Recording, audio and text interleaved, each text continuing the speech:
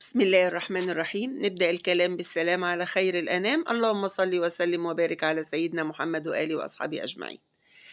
ازيكم يا حبايبي، عاملين ايه؟ كل سنة وانتم طيبين. احنا داخلين على رمضان، ورمضان ما اقولكيش بقى بيحب العصاير. حتى احنا في شتاء بس برضه بيحب العصاير. وأحلى عصير ما يختلفش عليه اتنين هو العناب. طبعا بيتباع في الكافيهات بمبلغ وقدره، بس انا هخليكي تعمليه في البيت بأقل التكاليف. وكمان مش هتقعدي بقى في رمضان كل يوم انقع واصفي واسكر. لا لا لا لا لا، احنا هناخد كده بالمعلقه ونعمل احلى عصير عناب. شايفه الجمال؟ هو كده متجمد.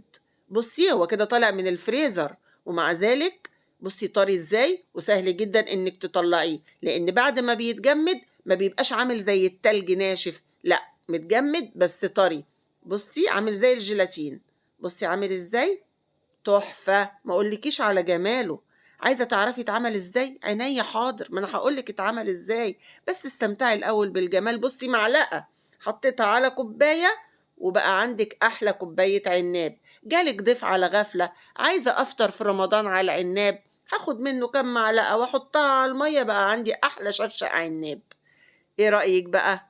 عايزة تعرفي اتعمل ازاي؟ عينيا حاضر، تعالي يلا عشان اقولك اتعمل ازاي. بس قبل ما اقولك اتعمل ازاي، لو لسه ما اشتركتيش انزلي بسرعة اشتركي في القناة، فعلي زر الجرس خليه على الاسود، والكومنت الحلو واللايك القمر، وتعالي يا قمرايا عشان اقولك اتعمل ازاي. يلا بينا.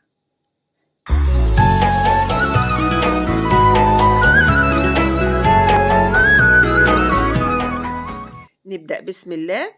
انا معايا تمن كركديه، هاخد نصه بس. نصه بس يا ماما نانا، نصه بس. تمن الكركديه هاخد بس نصه، زي ما انتي شايفة كده اهو، قسمته على 2. النص التاني هعمل لك بيه وصفة تانية، استنيها. اهو قسمته بالنص بالظبط. الوصفة الباقي ده بقى هنعمل بيه وصفة تانية. هشطفه شوية كده من التراب، مش كتير علشان ما ينزلش لونه. هشطفه بس كده بشوية مية من التراب، وهحط عليه نص كيس تمر هندي. تمر هندي اللي هو بالبذر، مش البودر، اوعوا تجيبوا البودر. تمر هندي اللي بالبذر. اللفة دي هاخد نصها بس، زي ما احنا شايفين كده. نص لفة تمر هندي ونص تمن عن الكركديه. تمام؟ قولي لي تمام. وهحط عليه كده، اقطعه وهحط عليه ميه مغليه واعلق عليه على النار. انا عايزاه يغلي ويتقطع قلبه في الغليان. اديني قطعت اهو، وحطيت عليه الميه المغليه واعلق عليه على النار، واسيبه يغلي لما يموت كده من الغليان. مش مجرد غلوتين وانزل بيه، لا انا عايزاه يطلع لي كل اللي فيه. ادي كده اهو غلي، وسبته بس يهدى شوية، هو لسه كمان بيطلع البخار اهو، بالطريقة دي كده. تمام؟ قولي لي تمام. هجيب بقى كده مصفى وهصفيه. خليكي كده ماشية معايا واحدة واحدة، وهتاخدي أحلى عناب وتوفير، وكمان يسهل عليكي في رمضان. ده شهر عبادة، مش هنقضيه طول اليوم في المطبخ. هجيب بقى كده شوية مية كمان، أيوة، وهحطهم عليه.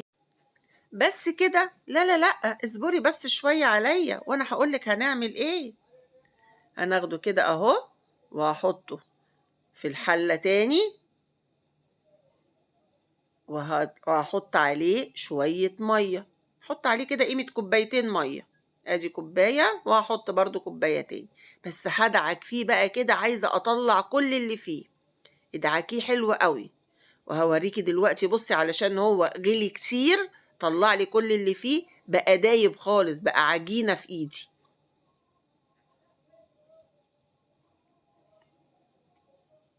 ايه بصي شايفة عامل ازاي؟ هقرب لك الكاميرا اهي. بصي بقى عامل زي العجينة ازاي، مهري خالص في ايدي. ده ليه؟ لاني غليته كويس قوي، سبته يغلي جامد قوي، مش مجرد غلوتين ونزلت بيه. وادي كوباية مية كمان، وهدعكه حلو قوي كده، وهصفيه تاني. بس هجيب بقى كده طبق اكبر شوية، لان الطبق اللي صفيت فيه صغير مش هيكفي. فادي كده طبق اكبر شوية اهو، وهصفي فيه بالطريقة دي كده. اصفيه كويس. وكمان التفل اللي طلع ده برضو مش هيترمي، اصبري معايا اهو. شايفة كده عامل ازاي؟ عشان ايه؟ علشان غليته كتير قوي